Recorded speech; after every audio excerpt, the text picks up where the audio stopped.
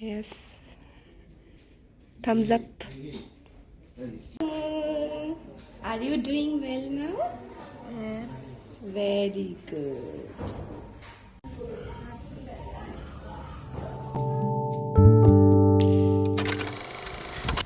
এই যে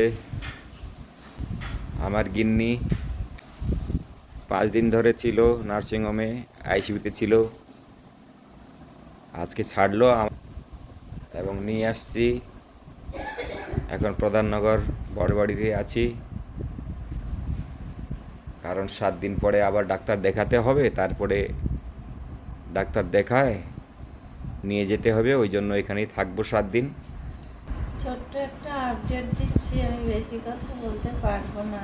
হ্যাঁ, তো অ্যাকচুয়ালি হয়েছিল গল ব্লাডারে স্টোন, সেটা 7 তারিখ অপারেশন হওয়ার কথা ছিল। তার জন্য ক্লিয়ারেন্স নিতে হয়, তো সেটা নেওয়ার জন্য একটা কার্ডিওলজিস্ট দেখাতে বলেছিল।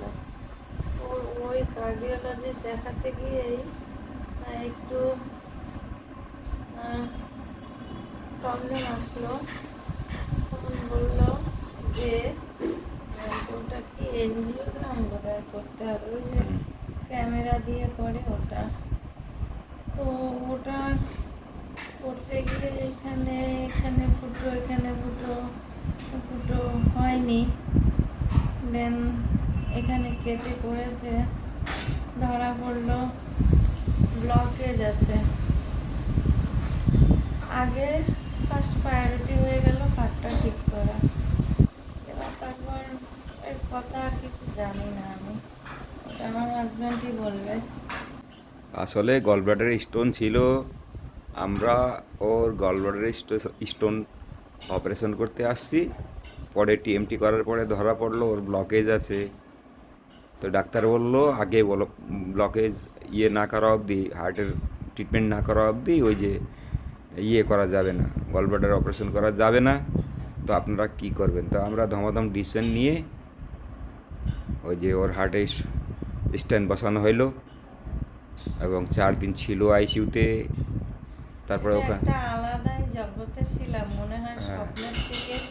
স্বপ্ন দেখছিলাম। আমি স্বপ্নের থেকে উঠে আসছি একটা, এই যে সবার যেই আকাশে বাস করে, আমিও সেই আকাশের নিচে চলে এসেছি।